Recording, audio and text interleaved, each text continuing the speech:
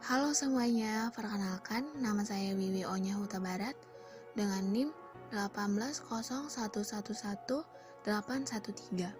Pada podcast ini, saya akan mereview dua jurnal tentang studi perbandingan administrasi negara. Untuk jurnal yang pertama, berjudul Ontology and Epistemology in Cross-Cultural Research. Penulis jurnal ini ialah Jessica Terman dari Universitas Negeri Florida. Untuk sumber jurnal ini dan volume maupun nomor halaman dan tahun ialah Administrative Theory and Praxis volume 33 nomor 2 pp 235 sampai 257 tahun 2011. Metode penelitian yang dilakukan dalam penelitian ini ialah metode penelitian nomotetik dan metode penelitian ideografik. Nah, untuk tujuan penelitian ini ialah untuk menjelaskan asumsi epistemologis dan ontologis yang belum dieksplorasi dalam metodologi CPA. Untuk hasil penelitiannya menunjukkan bahwa metode CPA saat ini secara sempit difokuskan pada ontologi objektif dengan tujuan generasi inferensi dan perbandingan dari definisi ideografik dan nomotetik yang mengabaikan perbedaan ontologis antara kedua jenis penelitian ini. Perbedaan ini secara terus-menerus akan membatasi perkembangan teori dan pengetahuan baru karena perbedaan ini berusaha untuk membandingkan dan menjelaskan elemen-elemen administratif yang tidak ada di dalam konstruksi sosialnya. Tujuan dari studi ini adalah untuk mendorong melihat elemen unik dalam administrasi untuk memahami bahwa pemerintahan yang baik terlihat berbeda dalam konteks yang berbeda.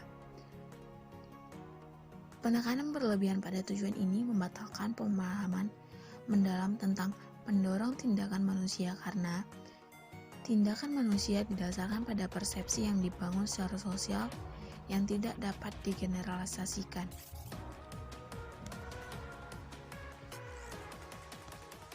Nah, selanjutnya untuk jurnal yang kedua berjudul Transcending the Limits of Comparative Administration, a New Internationalism in the Making. Untuk penulis jurnal ini ialah Jong S. Jun dari Universitas Negeri California. Untuk sumber jurnal ini sama dengan jurnal yang pertama, yaitu Administrative Theory and Praxis. Untuk volume, nomor, halaman dan tahunnya yaitu volume 22, nomor 2, halaman 273 sampai 286 tahun 2000. Metode penelitian yang dilakukan dalam jurnal ini ialah metode positivistik atau studi banding. Nah, untuk tujuan penelitiannya ialah untuk membahas mengapa positivitis dan penelitian ilmiah kurang bermanfaat saat ini. Bagaimana transformasi baru masuk negara yang berbeda dapat dipahami dan bagaimana kita dapat menghasilkan pengetahuan yang membantu kita belajar tentang budaya, administratif, lain dan praktik manusia. Untuk hasil penelitian ini ialah jalan keluar paling menjanjikan dari kebutuhan intelektual saat ini administrasi publik komparatif adalah untuk mengenali batas-batas yang tidak dapat dihindari teori makro dan metode penelitian positivistik dalam menjelaskan kebijakan publik dan administrasi. Saat negara dihadapkan pada kebutuhan akan krisis, manajemen dan ketidakpastian dan ambiguitas, mengatasi turbulensi perubahan, ideografik, induktif, dan pendekatan kualitatif ke lokal dan situasi nasional tampaknya lebih berguna untuk memahami administrasi yang berbeda masalah serta berbagai cara untuk mengatasinya. Dalam era globalisasi dan internasionalisasi, ada kebutuhan untuk memperoleh pengetahuan umum yang menjelaskan persamaan atau kesamaan antar negara, seperti sentralisasi dan desentralisasi, pola pemerintahan dan kebijakan pembuatan, tingkat profesionalisasi, dan praktik manajerial. Namun, maksud esai ini bahwa penjelasan tentang persamaan hanya memberikan pengetahuan tentang apa yang bersifat eksternal, karena karangan termaksud dalam simposium ini tidak didasarkan pada topik umum atau kategori perbandingan.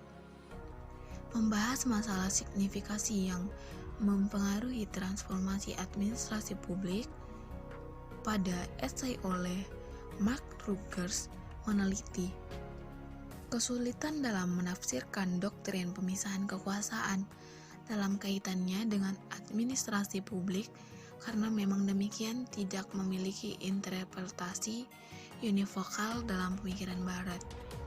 Karena budayanya, makna kontekstual administrasi publik itu penting. Universal penerapannya menimbulkan banyak pertanyaan penelitian. Pada esai Michael Spitzer memulai karyanya untuk lebih memahami budaya administratif kita sendiri dan pengalaman dengan diskusi tentang kritik besar. Johann Gottfried Herder, Negara Birokrasi yang Kuat dan Terpusat. Esai Pan Kim menganalisis kemajuan dan masalah reformasi layanan sipil Korea. Dia menerapkan ide Barat tentang pengelolaan sumber daya manusia kepada publik Korea Selatan administrasi dan mengungkapkan seperangkat kendala unik untuk reformasi. Judy Johnson menganalisis pengaruh gagasan luar negeri pada publik baru pendekatan manajemen di Australia yang meliputi deregulasi, privatisasi, peningkatan teknik manajemen, akuntabilitas, administrasi, dan desentralisasi. Saat ini Australia, pemerintahan masih berkomitmen untuk implementasi teoritis prinsipnya.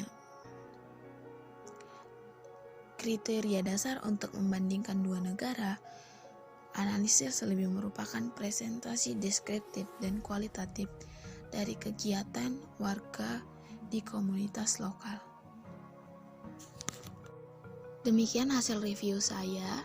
Kiranya review ini bermanfaat bagi teman-teman semua. Saya ucapkan terima kasih. Jangan lupa like, komen, subscribe. Sampai jumpa di video selanjutnya. Bye-bye.